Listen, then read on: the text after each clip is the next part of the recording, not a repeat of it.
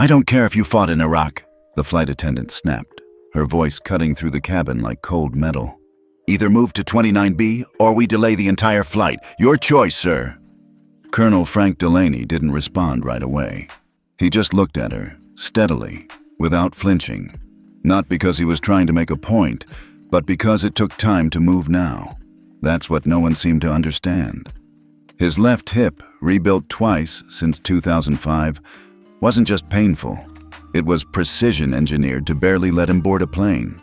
That's why he'd booked seat 2D, an aisle seat in business class, paid for with his own pension. Not because he wanted extra legroom, because he needed it to survive a 4-hour flight without locking up like steel. I'd like it noted, he said calmly, voice even and low, that I'm being removed from a medically necessary seat, under pressure. The flight attendant folded her arms.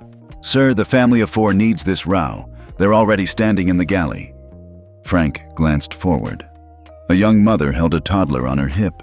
2 other kids clung to her sides. She didn't meet his eyes.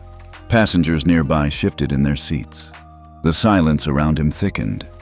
You could feel it. The unspoken judgment, the silent headlines forming in their minds. Old man refuses to help mom with kids. No one saw the cane tucked beneath his seat. No one noticed the scar above his collarbone from when he'd pulled a radio operator out of a flaming MRAP. He took a breath and slowly unbuckled his belt. My name is Colonel Frank Delaney, he said as he stood, gripping the headrest for balance. United States Army, retired. I paid for this seat 3 months ago due to injuries sustained in active duty, and I'm moving. Not because I should, but because no one here is willing to stand for what's right. The flight attendant didn't answer.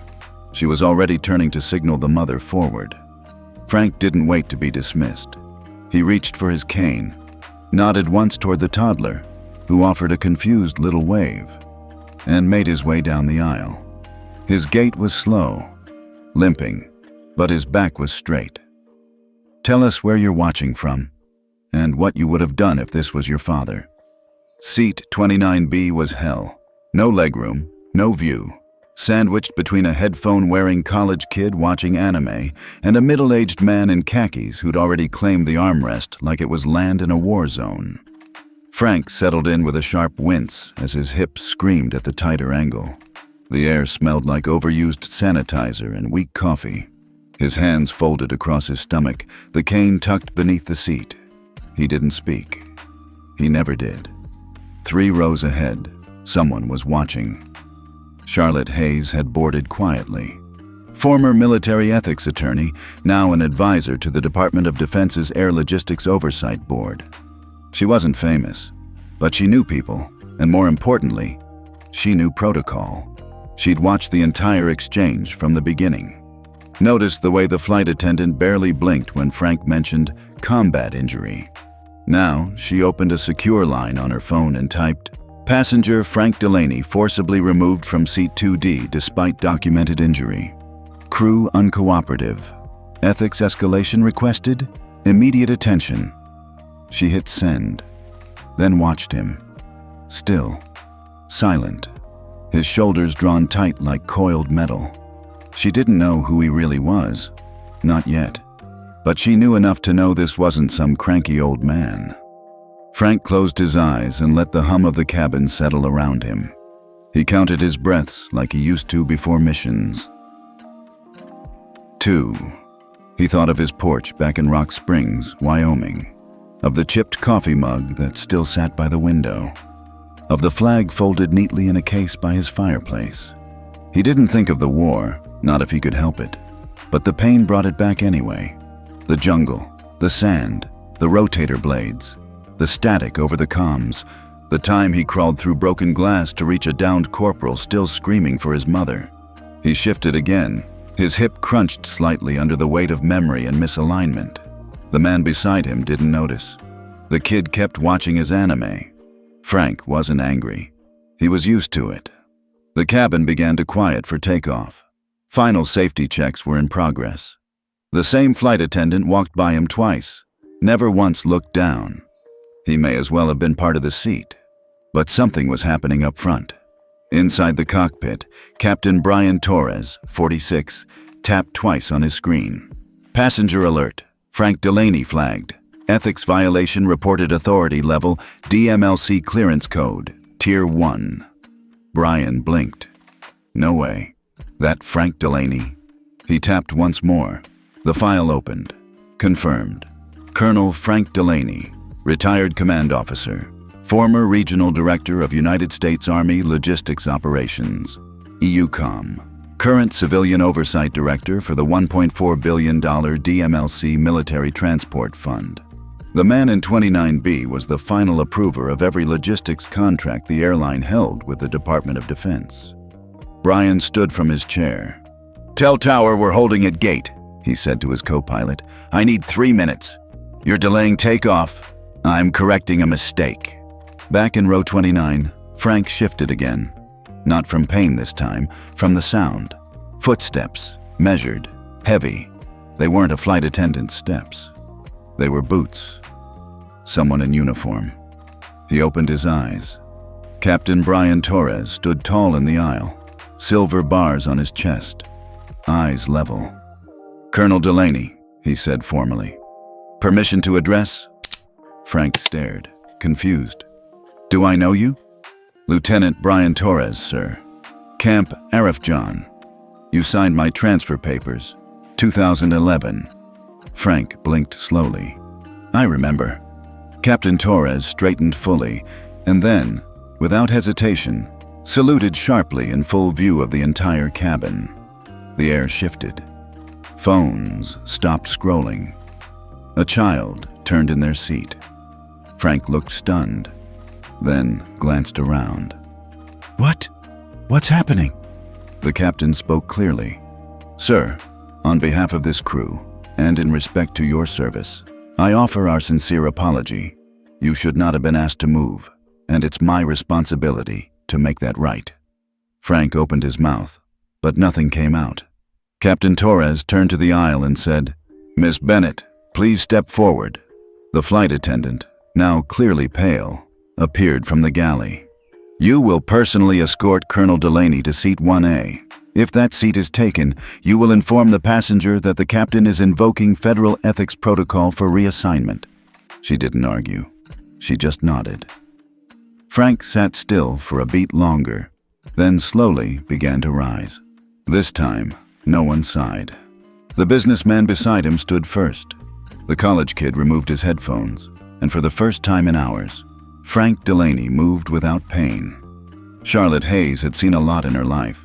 Courtrooms, congressional hearings, ethics inquiries that went nowhere. But nothing compared to this. An entire aircraft cabin frozen in silence while a U.S. Army colonel was saluted by the pilot in the middle of economy class. She didn't touch her phone this time. She didn't need to. Some things were too sacred to document. Frank Delaney stood slowly, steadied by the pilot himself. Captain Brian Torres gently touched the old man's elbow, not in pity, but in respect. Around them, heads were bowed. A few passengers wiped their eyes. One man across the aisle placed a hand over his heart. The flight attendant, Miss Kayla Bennett, the one who had ordered Frank to move, stood stiff by the galley door. Her tablet trembled in her hand. Captain Torres turned to her, his tone steady but public. "Miss Bennett, seat 1A. Kayla blinked. "Yes, Captain." "If that seat is occupied, ask for a volunteer. If no one moves, explain that the captain of this aircraft is requesting it on behalf of a decorated combat veteran. If that still fails, you are authorized to reassign the seat." Kayla hesitated, then nodded and disappeared toward first class. Frank didn't speak as he followed, not because he had nothing to say, because his throat had closed tight. For a man used to pain, this wasn't the kind that came from the body. This was the kind that came from finally being seen. As they passed through the rows, the energy shifted. No one dared look away anymore. The businessman who'd hogged the armrest stood up, stepped back. "Sir," he said, voice tight. "I didn't realize." The college kid muttered, "Sorry, sir," and took his headphones off like a student being called out in class. Frank just nodded as he moved, one aisle, one row at a time, and yet it felt like a long walk home. At the front of the plane, 1A was, in fact, already taken.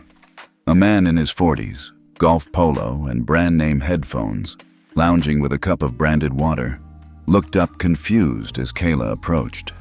"I'm sorry, sir," she said, quieter than before. "We'll need to reassign your seat. Captain's request." The man blinked. "Wait, what?" Kayla stepped aside, and Frank appeared behind her. The man's eyes dropped to the duffel bag, the cane, the military pins, the age on Frank's face. He didn't say another word. He stood. "It's an honor, sir," he said simply. Frank gave a slight nod. "Thank you, son." Captain Torres glanced back at Kayla. His tone softened, but only slightly. "If that seat had not been given," he said loud enough for several rows to hear, "I would have reassigned my co-pilot's jump seat, and if that wasn't available," he paused, "I would have given up mine." Kayla's mouth parted just slightly, but she said nothing. Frank lowered himself carefully into 1A. It wasn't the legroom that got him, or the leather, or even the quiet. It was the dignity of the thing. The return to a space where he wasn't an inconvenience, where he didn't have to apologize for simply being here. A clean blanket was handed to him. A new bottle of water. No fuss, just gentle hands and no unnecessary words. He let his cane rest beside him, closed his eyes for a moment. He was ready for the plane to take off, but it didn't. Not yet. Over the PA, the captain's voice crackled to life. "Ladies and gentlemen," he began, "before we depart, I'd like to make a brief statement." Silence. Total silence. Brian Torres took a breath. Today, this flight failed a man who served this country, a man who bears both the visible and invisible scars of that service. He was asked to give up his seat, not because of airline error, not because of a safety issue, but because of a policy that prioritized convenience over honor. He paused. Let it sit. Frank stared straight ahead. Captain Torres continued. "Let me be clear. We don't take off while injustice sits quietly in our cabin. Not a sound from the passengers." Brian's voice softened. "The man you just saw is Colonel Frank Delaney, retired U.S. Army. He served in Vietnam, Iraq, and oversaw operations in conflict zones you'll never hear about on the news. He didn't ask for special treatment. He simply asked to keep the seat he booked, so his hip, shattered in combat, wouldn't lock up mid-air. He waited again, then slowly, and we failed him."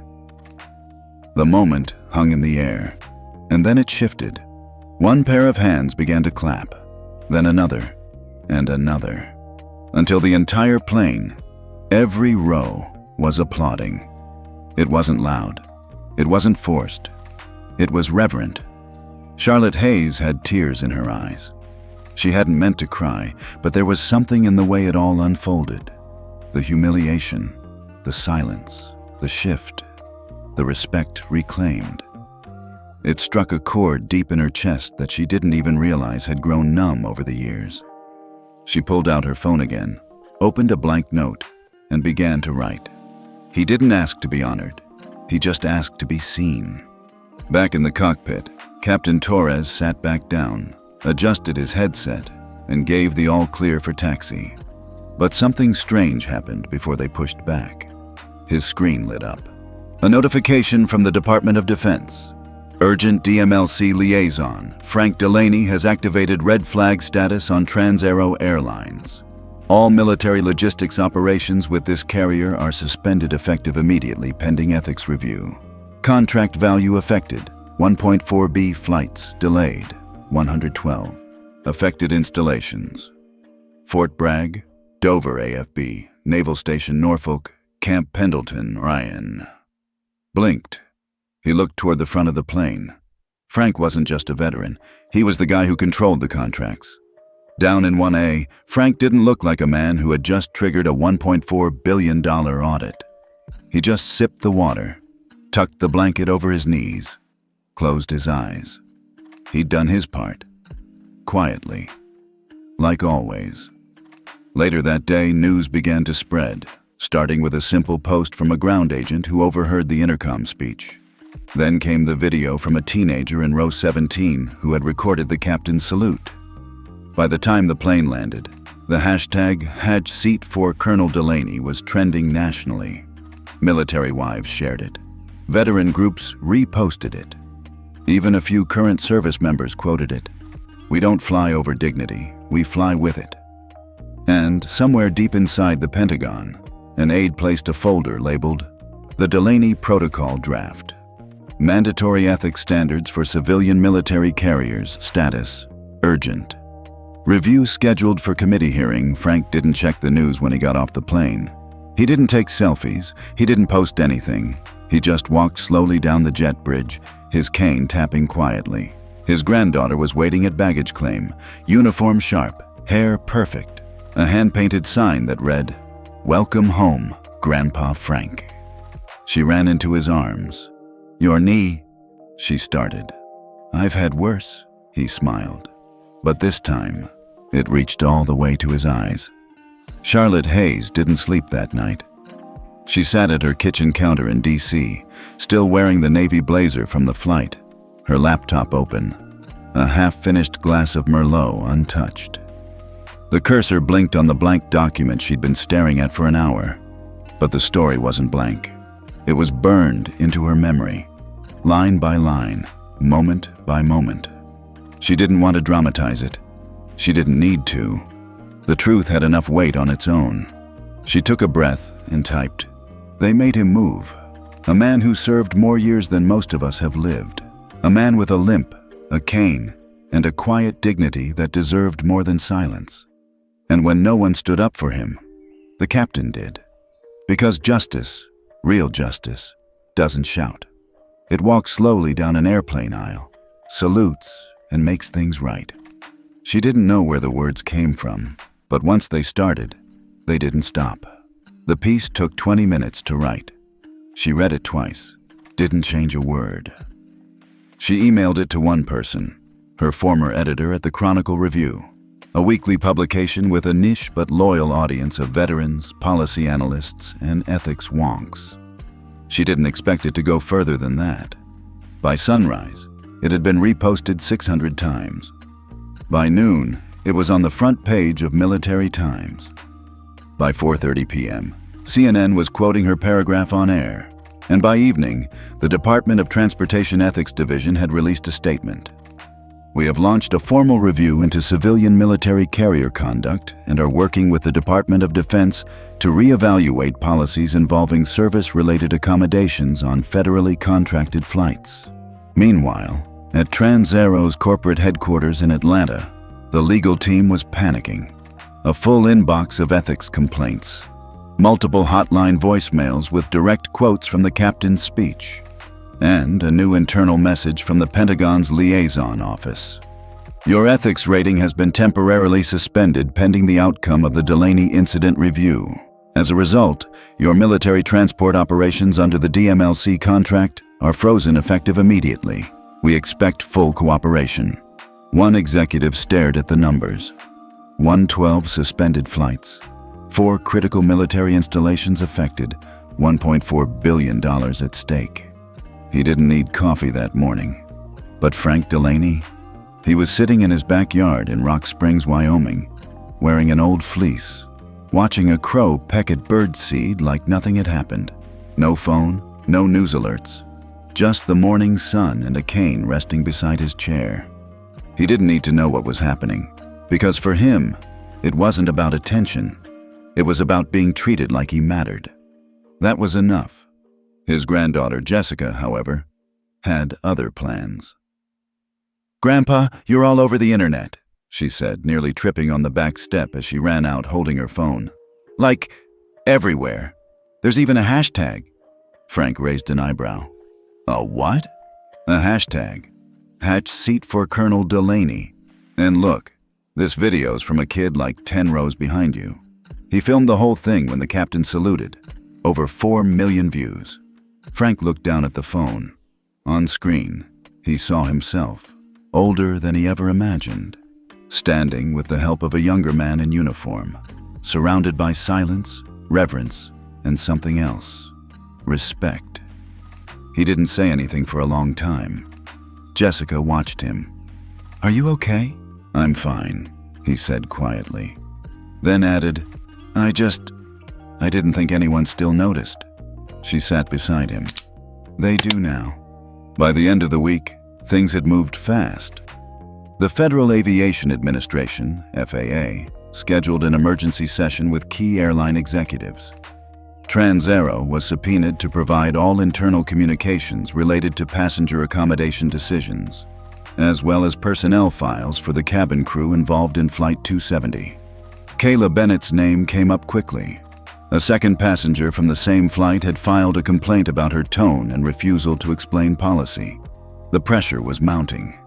And inside one quiet Pentagon office, a man named Major General Ross Fenwick was reading a confidential memo titled, "Proposal: The Delaney Protocol Mandatory Compliance Standards for All Carriers Holding Department of Defense Transport Contracts, drafted by Colonel Frank Delaney, Retired." Ross smiled as he read it. He'd served under Delaney once, 20 years ago.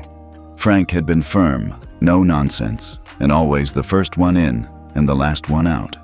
And now here he was, holding the industry accountable not through anger or lawsuits, but with the same precision he once used to deploy convoys through hostile territory. Ross signed the cover sheet, forwarded the memo to the Secretary of Defense, and wrote a single line in the body of the email. "He's still leading us, sir, just from a different seat." Back in Wyoming, Frank got a letter in the mail, hand-signed from the Office of the Secretary of Defense. "Colonel Delaney, we regret what happened aboard Flight 270.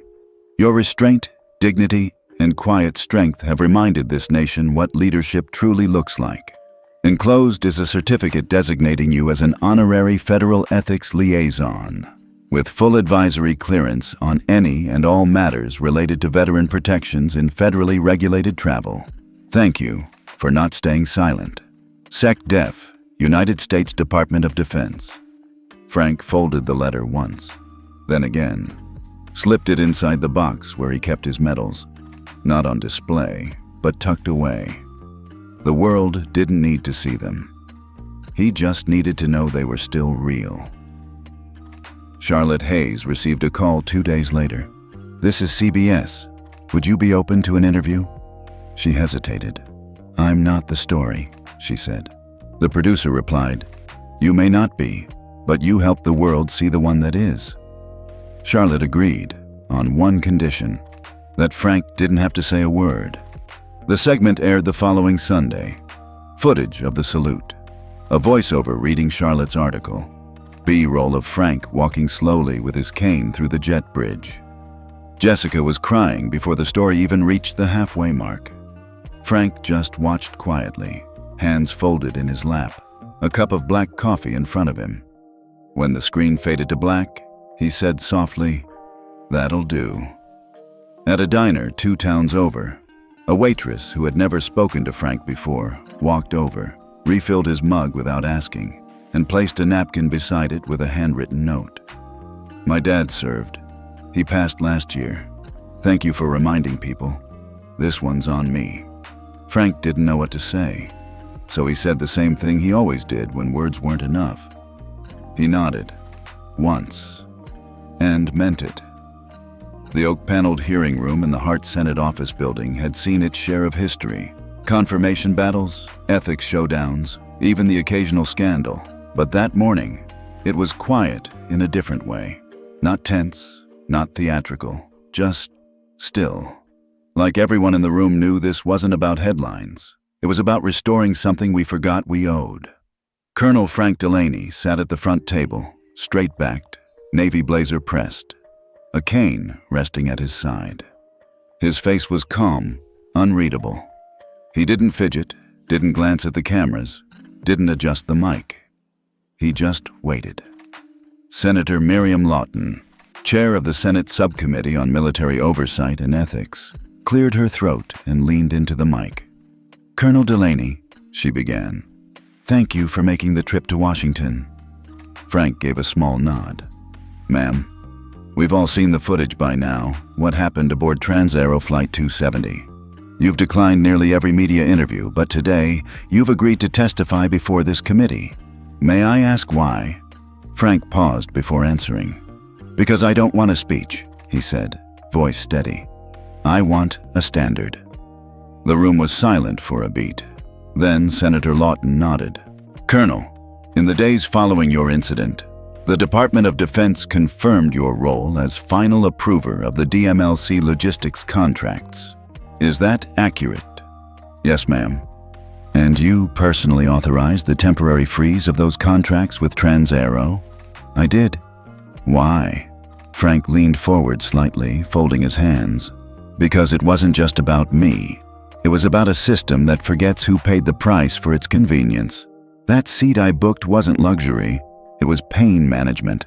And when I was asked to give it up, for no valid reason, I realized we've gone too far in treating veterans like background noise. He looked down the row of senators. Policies should protect people who can't fight for themselves anymore, because the people who can, we're getting fewer. Charlotte Hayes sat in the second row, just behind the press box. She'd flown in that morning, at the invitation of the committee, but no one asked her to speak. She didn't mind. She'd already said everything she needed to say in her article. Today was about listening, and watching a man who never asked for a spotlight redefine accountability without raising his voice. Senator Aldridge, a Republican from Georgia and former Navy JAG officer, leaned into his mic. Colonel, can you elaborate on what you're proposing? Frank nodded. Yes, sir. I've submitted a draft policy proposal, the Delaney Protocol, which outlines 3 mandatory changes to all federal civilian transport contracts involving military personnel. He reached into his briefcase and handed a printed copy to the clerk. First, he said, an ethics compliance score tied to real passenger outcomes, not surveys, behavior.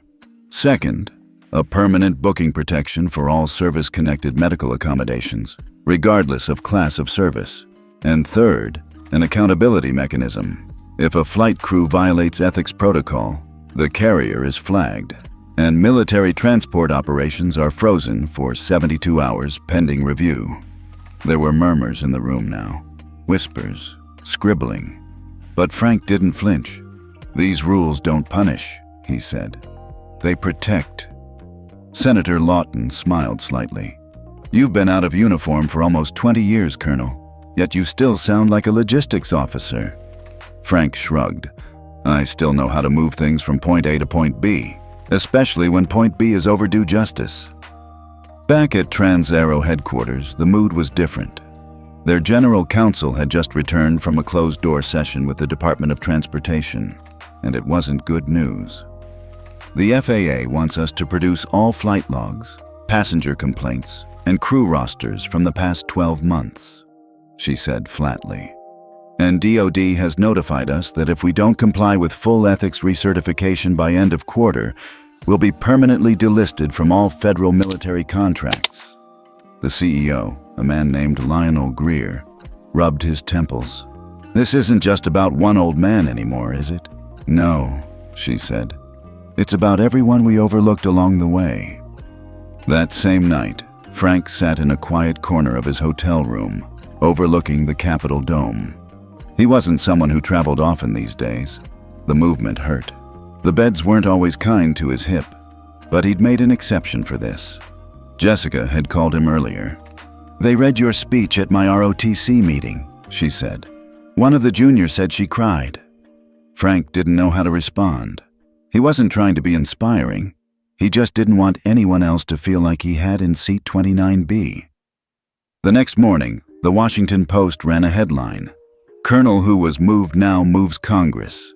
And under it, a quote, Dignity isn't a first-class perk. It's the price we owe for the freedom to fly at all.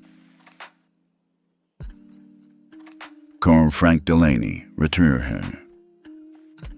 Veteran groups across the country began calling for the Delaney Protocol to be adopted not just by airlines, but by Amtrak, bus lines, even hospital triage systems.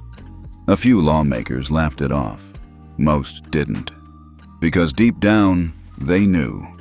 The story had pierced something old and aching in America. The idea that service should still mean something. And in communities from Pennsylvania to Colorado, strangers approached veterans and said things like, "Saw that colonel on TV. Reminded me of my dad. Thank you, for real this time." Meanwhile, Charlotte got a call from a small public high school in Kansas. "Would you mind if we reprint your article? We want to read it at our Veterans Day assembly." Charlotte smiled. "Of course." Then she asked, "Why that one?" The teacher on the other end said, "Because it doesn't just tell a story, it reminds us who we forgot to thank." Frank returned to Rock Springs 2 days later. At the airport, a gate agent greeted him by name, not because he was famous, because she had watched the full hearing on her phone during a break and cried quietly behind the desk. He didn't ask for special treatment, but she upgraded his seat anyway. And this time, when Frank boarded early, no one rushed him. No one avoided eye contact. No one asked him to move. They just nodded, stepped aside, and let him pass. As he reached 1A, a little boy across the aisle whispered to his dad, "Is he the man from the video?" Frank looked over and gave a slight smile. The boy waved, and for once, Frank waved back. At the Federal Aviation Administration, Commissioner Dalton Price was pacing inside his private conference room. His inbox was overflowing. Letters from veteran advocacy groups, internal memos from the Department of Defense, congressional pressure from both parties demanding swift implementation of the Delaney Protocol. "I understand the optics," he said, voice low but tight. "But we can't let one viral story dictate federal policy." His deputy, Angela Lynn, a sharp, detail-obsessed ethics officer, met his eyes across the table. "With all due respect, sir," she said, "it wasn't just a story. It was a failure, and everyone saw it." Price slammed his folder shut. "What they saw was one pilot grandstanding in a cabin. That's not regulatory justification." Angela didn't flinch. "That grandstanding pilot stopped more flight complaints in a day than we've managed in a quarter." Meanwhile, at Trans-Aero, panic had turned into calculation. CEO Lionel Greer stood in front of a whiteboard covered in numbers, headlines, and flowcharts marked Response Strategy. "We've got 2 options," he said to the exec team. "Settle this quietly, or go on the offensive." Someone asked, "How do we go on the offensive against a war hero?" Silence. Then Lionel said, "We don't attack the man, we question the policy." That afternoon, a position paper landed in inboxes across Capitol Hill. The Delaney Protocol, a disruption to efficient operations. Published anonymously by a coalition of industry professionals. It argued that the proposed policy was logistically cumbersome, unrealistic in high-density boarding situations, over-prioritizing symbolic gestures over real efficiency. But it didn't cite Frank's name once. The goal wasn't to dispute his experience. It was to reframe the conversation, from justice to inconvenience. Back in Rock Springs, Frank got wind of the pushback through Jessica. She came home from ROTC that evening, red in the face, waving a printed article. "Grandpa, they're trying to spin this like you're the problem, like the system was fine until you overreacted." Frank took the paper, read it once, then folded it slowly. "I've been called worse," he said. "But they're lying," she said. "And you're just letting them?" He looked at her, steady. "Jess, I didn't do this to be famous. I did it so the next man with a cane and a memory doesn't have to explain why he needs 14C. The next day, Charlotte Hayes got a call. It was from a junior staffer on the House Ethics Committee. "We've heard rumblings the FAA might delay implementation," he said. "We're compiling testimony for a follow-up session. Would you be willing to speak?" Charlotte hesitated. She wasn't looking to be in the spotlight, but something told her the story wasn't over yet. She agreed.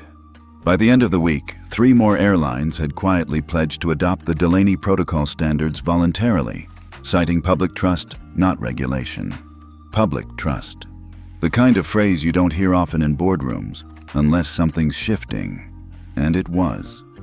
At a small church gathering in Iowa, a retired Marine stood and said, "For the first time in 20 years, someone in Washington said, 'We failed him,' and actually meant it." At a high school in Florida, a student council voted to rename their annual scholarship the Delaney Award for Quiet Courage. And in the halls of the FAA, Angela Lynn submitted a formal request to create a new division, Federal Passenger Ethics Compliance Office, sponsored by Civilian Military Oversight Partnership. Proposed lead advisor, Colonel Frank Delaney, retired. Frank never asked for any of it, but the system had taken notice, and this time, it wasn't going to get away with silence. The second hearing wasn't televised. There were no opening statements or camera flashes, just a long wooden table, some lukewarm coffee, and a handful of congressional aides trying to keep up as real decisions took shape.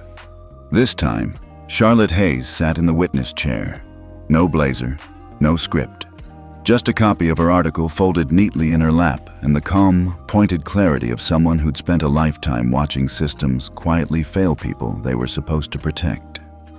"Ms. Hayes," asked Representative Cole from Michigan, "as the author of the piece that helped bring this issue national attention, what do you believe the public responded to most?" Charlotte leaned forward, steady. "They didn't respond to outrage," she said. "They responded to recognition." Recognition? Yes. Of a truth most of us live with every day. That too often, we notice injustice only when it's recorded. And even then, we wait to see if the person harmed has enough status to matter. She let that settle. Colonel Delaney didn't ask for status. He asked to be treated with decency. And when he wasn't, the system acted like it was just a hiccup in policy. But the public saw it for what it was. A mirror. At the back of the room, Angela Lynn from the FAA sat quietly, taking notes. She'd been watching Charlotte for weeks. First as a writer, then as a reluctant public voice. And now, it was clear. Charlotte didn't want to lead a movement. She just refused to stay silent. Angela circled a line in her notebook. Not status, just decency. That was the heart of the protocol. And if the FAA couldn't see it, Congress would make sure they did. Meanwhile, across town, Frank Delaney sat in a small office tucked inside the Department of Defense building, reviewing a preliminary draft of something he never thought would carry his name. The Delaney Protocol, Final Form. A regulatory standard for all civilian airlines under federal transport contract. Enforceable Ethics Compliance Score, EECS. Mandatory accommodations for medically documented service-connected needs. 72-hour operational suspension for ethics violations. Federal Passenger Dignity Council, Advisory Oversight Panel. He ran his hand over the cover. No pride, just quiet responsibility. Jessica called during his lunch break. "Did you hear?" she said. "American Eagle just adopted the full protocol voluntarily. No regulation required." Frank chuckled. "They're faster than Congress." "They're more scared of Twitter," she replied. He smiled, then paused. "Jess, I didn't do this so people would like me." She was quiet for a second. "I know, but sometimes the truth needs a face. And whether you like it or not, Grandpa, it's yours." Back on Capitol Hill, word spread fast. The FAA, under pressure from multiple House subcommittees, had agreed to formally adopt the Delaney Protocol, with a condition. They wanted Frank to serve as the inaugural honorary civilian ethics liaison for all military-partnered airlines. It wasn't a flashy title, but it came with something rare: actual oversight authority. And for once, Frank didn't say no. The next Monday, a quiet press release was issued. Colonel Frank Delaney, returning, has been appointed Civilian Ethics Liaison under the FAA DoD Passenger Integrity Framework. His service, integrity, and vision helped launch the national standard, now known as the Delaney Protocol. We are honored by his continued commitment to this country. No media blitz, no ceremony, Just a line in the Federal Register, and a shift that would echo through every gate and jet bridge in the country. Later that week, Charlotte met Frank for coffee in D.C. It wasn't formal. They didn't even talk much about the hearings. Mostly, they sat outside near the park, watching squirrels chase each other under oak trees. At one point, Charlotte asked, "Do you ever wish it had stayed quiet?" Frank didn't hesitate. "No," he said, "but I do wish it had never been necessary." As the weeks passed, things began to change. Slowly, quietly, but unmistakably. Gate agents stopped brushing off boarding requests from vets. Flight attendants began asking, not telling, when changes were needed. Airline policies were updated with clearer language. Veterans with medical accommodations will not be reassigned without documented consent. And at one small regional airport in Oklahoma, a printed sign went up on the check-in desk. "We honor the seat and the service." Back in Rock Springs, Frank sat on his porch one evening, cane resting against the rail. He wasn't thinking about Congress or policy or headlines. He was thinking about a moment that still lingered in his chest. That flight, that seat, the silence, the salute, the small, still feeling of finally being seen. He didn't ask for it, but now that it had come, he would make sure it meant something, not for him, for whoever came next. The headlines came without warning. Skynova suspended from DoD Transport Network after ethics violation. 480 million contract frozen following passenger incident. The Delaney Protocol had just claimed its first major airline casualty. At a connecting gate in Charlotte, a 72-year-old veteran named Miguel Alvarez had requested to stay seated near the front due to his leg prosthetic. A gate agent told him to stop being dramatic and moved him to the rear. He didn't complain, but someone recorded the conversation, and that someone posted it with the caption, "Same story, different vet, same silence. When does it stop?" The answer? Now. Within 36 hours, Skynova's ethics score dropped to non-compliant. Within 72 hours, their contract with the Department of Defense was formally suspended. And just like that, $480 million vanished off the table. In Rock Springs, Jessica burst into the living room holding her phone. "They actually did it," she said. "The system responded. They shut Skynova out." Frank looked up from his coffee. "They followed the protocol?" She nodded, proud, exactly like it was written. He exhaled, slow, quiet, the kind of breath that had waited decades to believe systems could work for people like him. But then he asked, "And what happened to the gate agent?" Jessica hesitated. "They reassigned her, quietly." Frank's face hardened just slightly. "Then the work isn't done." Across the country, airline boards scrambled. Internal memos warned staff that compliance lapses now carry operational consequences. Legal departments began rewriting training manuals. PR teams crafted public apology templates in advance. And quietly, many airline execs whispered the same phrase, "Don't be the next Skynova." Meanwhile, Frank received an invitation, hand-delivered, embossed, formal. National Transportation Leadership Summit, Washington, D.C. Keynote speaker Colonel Frank Delaney, return, topic, Passenger Dignity and Federal Ethics in Modern Aviation. He sat in silence, holding the envelope. Jessica, watching from the kitchen, raised an eyebrow. "You going?" Frank looked up. "I've spent my whole life talking when ordered to. This one, I'll do on my own terms." The summit was held at the Eisenhower Building, a grand ballroom lined with gold trim, American flags, and 300 chairs filled with officials, executives, and policy minds. Frank stood at the podium in a simple gray suit. No medals, no flair. Just a black cane resting by his side, and a story the entire room already knew. "I've been asked," he began, "why I stayed quiet on that flight. Why I didn't argue or demand a supervisor." He paused. "I didn't stay quiet because I was afraid. I stayed quiet because I was tired." Murmurs rippled across the crowd. Tired of explaining my service. Tired of proving my dignity. Tired of pretending that asking to be treated like a human being makes me a problem. He scanned the room. And that exhaustion? It's not just mine. It belongs to every elder, every disabled vet, every single passenger who's been told, "You're not a priority today." He stepped back for a moment. Let the words hang. I didn't write this protocol to punish airlines. I wrote it to remind them. To remind them that silence is not the absence of harm. And sometimes, the person you push aside isn't just a passenger. Sometimes, they're the one holding your future in their hands. The audience didn't clap right away. They just stood, quiet, still, until one man, an airline CEO, rose first, hand on chest. Then others followed. It wasn't a salute, but it wasn't applause either. It was recognition, and that meant more.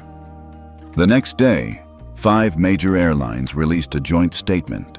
In full alignment with the Delaney Protocol, we commit to passenger dignity as a standard, not a slogan. That same week, the FAA created a real-time public dashboard showing airline ethics scores, updated daily. And one more name was quietly added to the summit's planning committee for next year.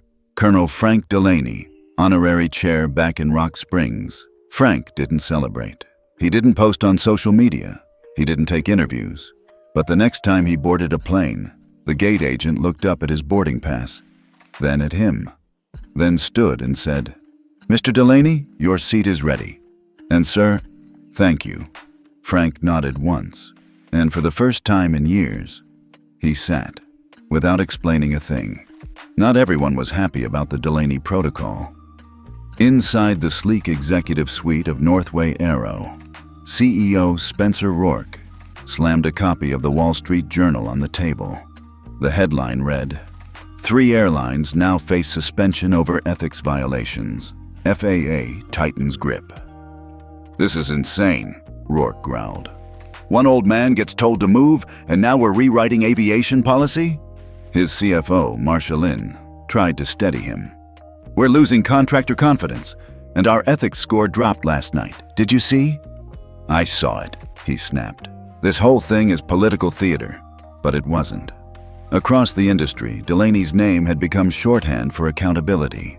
The public called it the seat standard. Veterans groups tracked each airline's compliance in real time. And when a video emerged of a Skybridge employee telling a pregnant woman to wait her turn, despite her medical boarding rights, Twitter exploded. #Delaney did warn. Then within hours, Skybridge's ethics score dropped below compliance. FAA triggered a 24-hour contract freeze. Flights were rerouted. Cargo diverted. Millions lost. In retaliation, a coalition of 5 airlines hired a lobbying firm to challenge the protocol in court. They argued it infringed on private sector decision-making autonomy. But Charlotte Hayes had anticipated that. She published a second article, "The Cost of Dignity: Why Compliance Isn't Optional." She included data showing how every ethics-related suspension saved federal agencies money by avoiding lawsuits, delays, and public backlash. It went viral. Frank read it from his porch, sipping coffee. Jessica texted, "She nuked them," in 3 paragraphs. Frank didn't reply, but he smiled. Behind the scenes, pressure mounted. FAA Deputy Director Angela Lynn found herself summoned to a private meeting with Senate aides, some clearly under airline influence. One of them, a young man in an expensive suit, leaned across the table and asked, "Don't you think this protocol gives too much power to passengers?" Angela didn't flinch. "I think passengers were the last group in aviation with no power at all." He leaned back, silent. Meanwhile, Frank received a phone call. Not from the FAA, not from DOD, from the White House. A senior ethics advisor requested a quiet, informal meeting. "Nothing public," she said. "But the administration wants to understand what happened, firsthand." Frank met her 2 days later in a private room near the Capitol. He told the story plainly. He didn't dramatize, didn't preach. He just explained what it felt like to be moved, dismissed, and saluted, all in under 15 minutes. When he finished, she said, "We're drafting language. It won't be called the Delaney Act, but..." Frank raised a brow. She smiled. "It will carry your values." On a stormy Tuesday, the FAA held a press conference. Standing behind the podium, Angela Lin announced, "As of today, the Passenger Dignity and Compliance Enforcement Framework is officially adopted as federal regulation, binding across all federally contracted airlines." The room fell quiet. She continued, "This framework is inspired by and named in honor of Colonel Frank Delaney, and going forward, every seat, every request, and every passenger will be treated with the respect they've always deserved." That night at home in Rock Springs, Frank didn't turn on the TV. He just sat by the window, watching the wind move through the pine trees. He wasn't a man who sought legacy, but legacy had found him. Not in the medals on his wall, not in the protocol that bore his name, but in the quiet understanding that he had stood for something. And because he stood, millions would sit, without fear, without shame, with dignity. 3 weeks after the Delaney framework became law, cracks began to show, but not in the system, in the people behind it. Charlotte Hayes was at her desk when a plain envelope showed up in her inbox. No return address. Inside, a flash drive and a single typed note. "They're gutting it from the inside. Protect what matters." She plugged it in. No malware, just one folder. Sky Ethics is internal. Click. Inside were folders of confidential recordings, heavily redlined policy drafts, internal memos between executives of major airlines, each pointing to a coordinated effort to quietly dismantle the Delaney framework. One email stood out. "Reframe dignity as a service recommendation, not a federal mandate. Target clauses that allow passenger-triggered escalations." Charlotte froze, then hit record on her phone. "This isn't sabotage," she whispered. "This is a coup." Across the country, in a dim operations room, deep inside Skybridge HQ, 6 men sat around a table lined with confidential papers, phones in Faraday bags. Todd Vickers, Senior VP of Operations, leaned over his coffee. "We're not killing the protocol. We're adjusting it. Strip the teeth, leave the shell. PR safe." The legal rep nodded. "We've already sent new clause language to our FAA contact for review. It'll slide under the radar if no one makes noise." Another executive grinned. "Passengers think they won. Let them. By next fiscal year, we'll be back to business as usual." They raised their cups, quiet, arrogant. What they didn't know, someone in that room was no longer on their side. Charlotte flew to DC with the drive in hand. Frank met her in a quiet cafe by Rock Creek Park. No press, no aides. Just 2 people who'd seen too much. She laid the drive on the table. "They're not fighting in court. They're carving it up behind closed doors." Frank didn't speak for a long moment. He just scrolled through the memos, one after another. Finally, he looked up, jaw set. "We need this exposed. Not through rumor, through proof." Charlotte's eyes sharpened. "I have a source inside FAA. Compliance desk. She's scared, but she's ready." Frank's voice was calm. "Let's get her out." 2 nights later, Jessica met the whistleblower in an underground parking lot. The woman, early 40s, anxious, looked over her shoulder twice before speaking. "This," she whispered, handing over a folder, "is everything." Inside, policy draft versions, internal FAA emails showing edits traced back to airline legal teams, audio files of backroom strategy calls. Jessica asked quietly, "Why are you risking your job?" The woman teared up. "My dad was Army. He flew back home in a box after 2 airlines delayed his unit in Kuwait for 3 days. No food, no water, no apologies. This protocol meant something." Jessica said nothing. She just hugged her. The next morning, the core team gathered: Charlotte, Jessica, and Frank. They spread out the files in a hotel conference room, printed charts, highlighted excerpts, audio transcriptions. Charlotte nodded. "We publish. Tonight." At 9:03 p.m., the Atlantic Ledger dropped the story. Sabotage from 30,000 feet, how airlines are quietly dismantling passenger rights. It hit hard. Screenshots, memos, names, faces. One recording featured Todd Vickers laughing on a call. Passenger dignity expires after boarding. They signed their rights away when they buckled in. Within hours, #Delaney Sabotage trended across every major platform. Veterans groups issued joint statements of outrage. Influencers called for boycotts. Even bipartisan members of Congress demanded hearings, and then the hammer dropped. White House press secretary held an emergency briefing. The administration fully supports the Delaney framework. Any attempts to undermine it, covertly or otherwise, will be met with legal consequences. By 3:00 p.m., FAA Director Angela Lin announced 5 executives across 3 airlines are suspended pending federal ethics review. Todd Vickers was escorted out of Skybridge HQ by 2 U.S. Marshals. Frank said nothing to the media. He stayed home, mowed the lawn, drank his coffee. When a reporter from CBS knocked on his door, he didn't open it. But a week later, a knock came. Not from a camera. A little girl stood outside, maybe 6. Freckles, holding a crumpled piece of paper. A drawing of a plane with the words, "Thank you for helping my mom sit with me." Frank stared at the note, silent, then knelt down and said gently, "You're welcome, sweetheart." The fight wasn't over, but the sabotage had failed. Not because of outrage, or fury, or politics, but because one man stood, and the right people stood with him.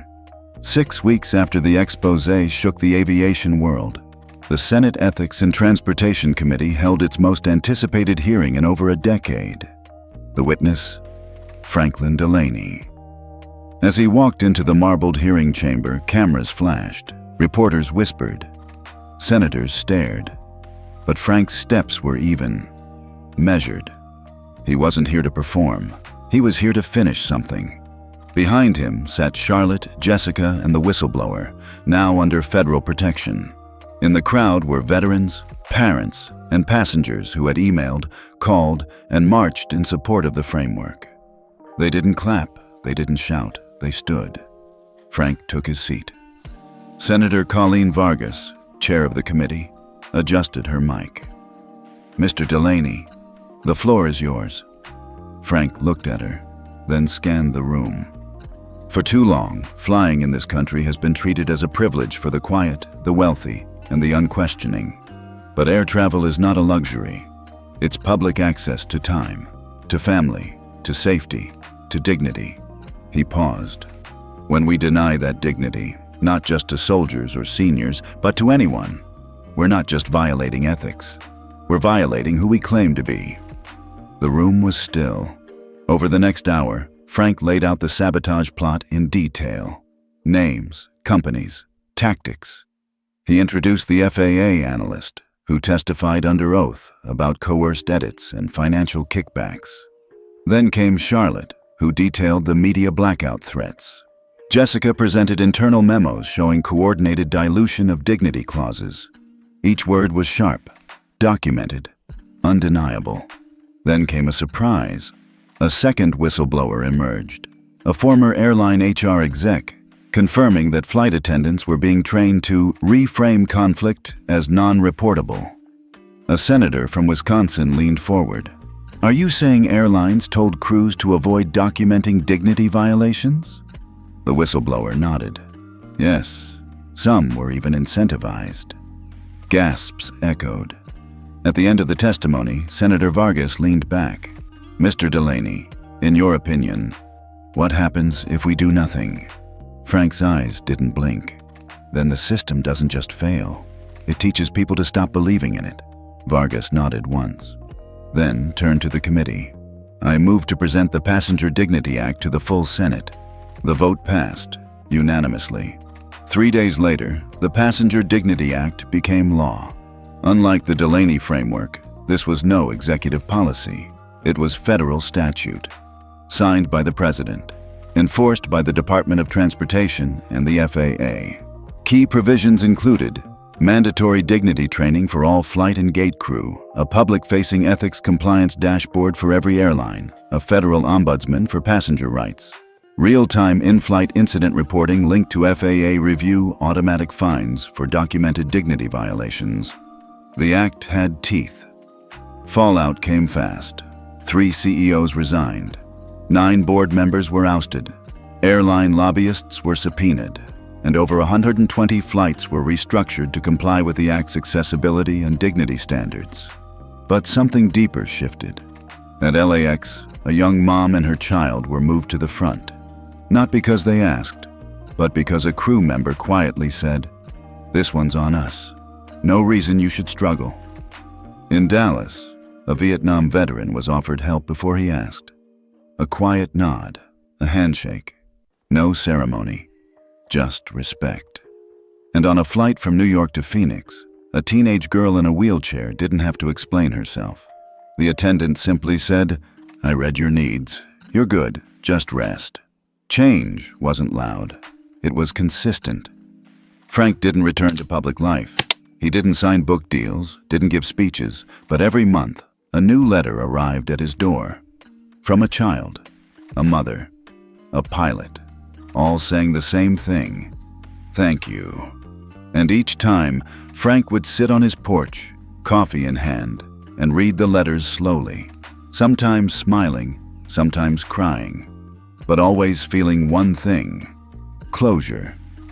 And in the National Museum of Aviation in DC, beside a new exhibit on ethics in the sky, a single plaque hangs on the wall: "To Franklin Delaney, who reminded America that dignity should never need a boarding pass." 6 months had passed since the Passenger Dignity Act reshaped the airline industry, and the echoes of that single flight from Denver to Atlanta still lingered far beyond the tarmac. Franklin Delaney hadn't boarded a plane since, not because he feared it, but because he no longer had to.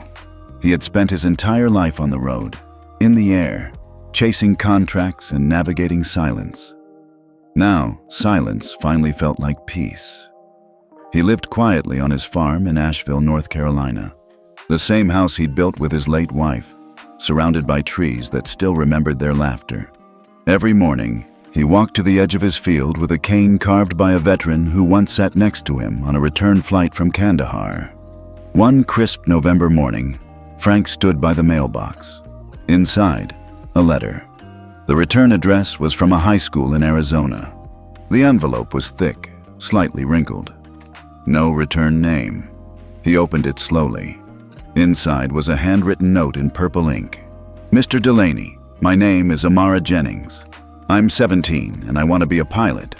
My uncle uses a wheelchair and he says flying is the only time he feels truly small, in a bad way. But now, things feel different. We studied your story in civics class. You made me believe one voice can change a system, so I started a petition to name our flight program after you. We hope you'll visit." Attached, a copy of the petition, signed by 212 students and staff. Frank stared at the page, then smiled, just a little. Meanwhile, the industry kept shifting. The FAA launched the Delaney Index, a public scoring system grading airlines on dignity metrics. Passengers could now track how each airline handled complaints, accessibility, and in-flight respect. A new app emerged, Sky Truth. With a single tap, travelers could log dignity violations, automatically linked to federal systems. But more powerful than policy or tech were the stories. One went viral. A former gate agent from JFK revealed she was trained to flag passengers who looked difficult. She had quit, then returned, this time as the new director of passenger ethics. Her first act? Hiring a veteran to train every agent on invisible dignity, how to recognize trauma without making it a spectacle. Frank never took credit. When journalists reached out, he declined politely. When book agents offered deals, he forwarded them to Charlotte. When asked how he felt about being called the man who grounded the sky, he chuckled. "I didn't ground anything," he once told a neighbor. "I just stopped letting people look away." One spring afternoon, Charlotte came by the farm. She brought a small gift, a framed photo of the crew that had publicly apologized and later helped lead national training. Frank placed it beside a photo of his wife. "That's the real change," he said. "Not punishment, redemption." Charlotte nodded. "You gave people the courage to stand still long enough to see." That same month, at a university graduation in D.C., the valedictorian, a Somali-American girl, stood at the podium. Her mother had once been denied boarding because she didn't speak English. Now, her daughter delivered a speech titled, "My accent is not a delay," and closed with this line: "Some say justice moves slow, but maybe that's because it waits for someone to refuse their assigned seat." The crowd stood in silence before they roared. Back home, Frank kept a quiet rhythm: coffee on the porch, tending tomatoes, feeding stray dogs who refused to leave. He didn't need a statue, didn't want one. But one evening, flipping through the local news, something caught his eye. A small airport in Oregon had just been renamed Delaney Regional. No press release, no ribbon cutting, just a quiet plaque by the main gate. When asked why, the airport director said, "Because we wanted everyone to land somewhere where they're seen." Frank didn't cry, but he didn't speak for a long time either. The final scene is not grand. A flight takes off.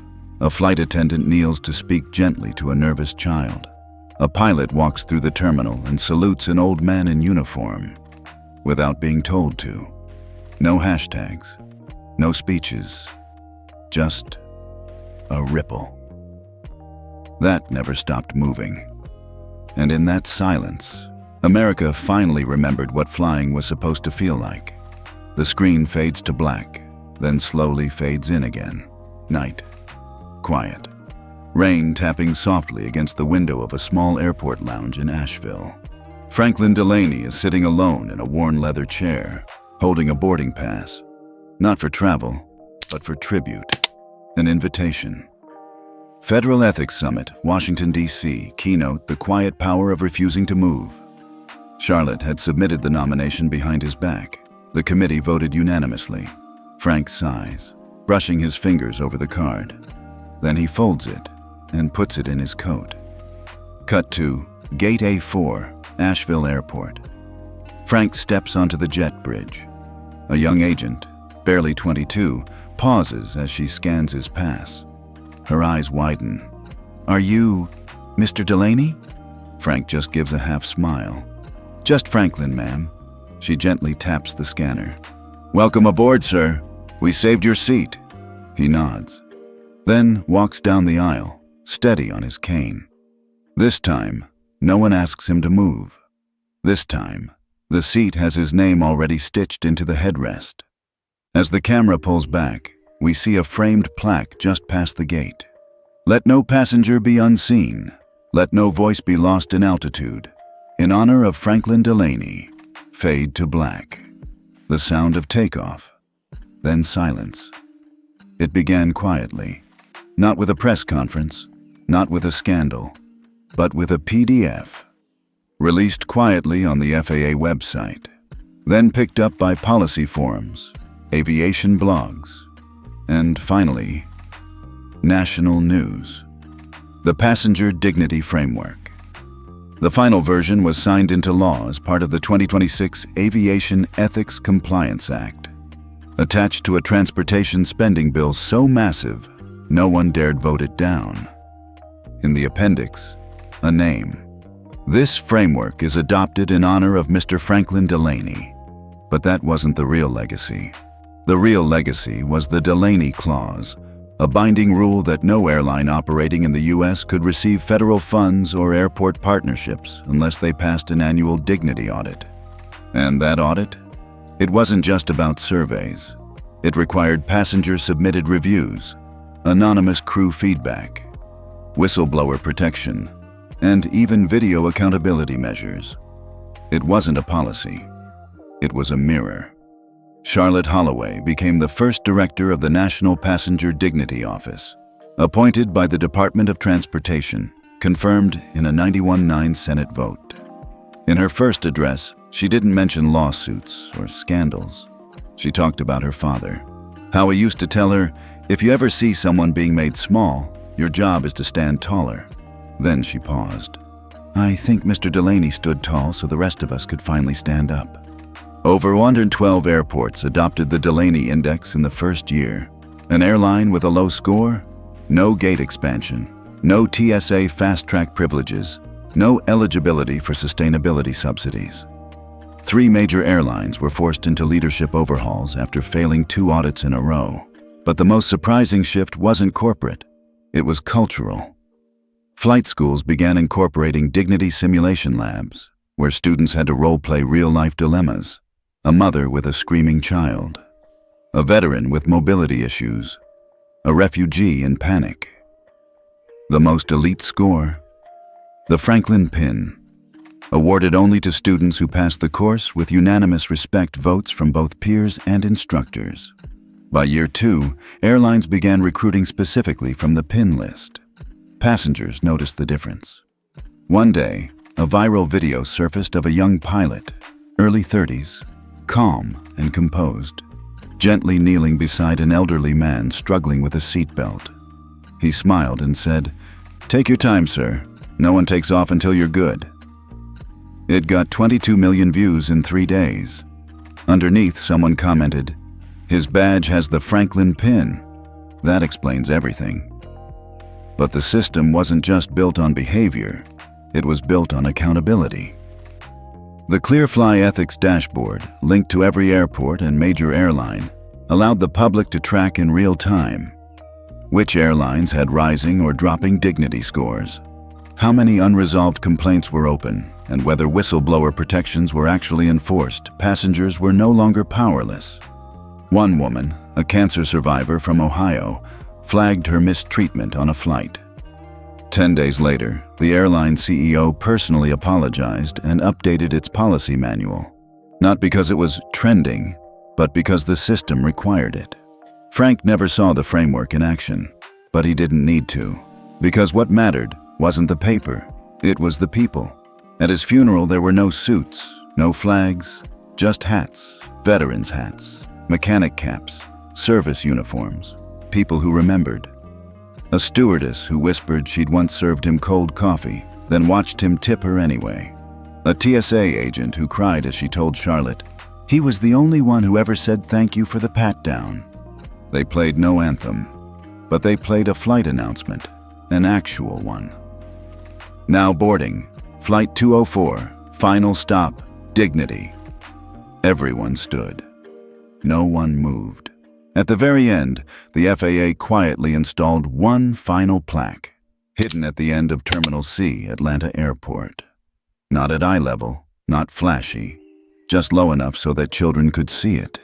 It read, "This system remembers, even if others forget, in memory of the man who didn't stand when ordered, and taught us why that matters." Have you ever witnessed someone being treated unfairly while flying? Maybe you stayed quiet. Maybe you spoke up. Or maybe you were the one treated unfairly, like Mr. Delaney. Tell us where you're watching from and share your story in the comments. Someone might read it and finally feel seen.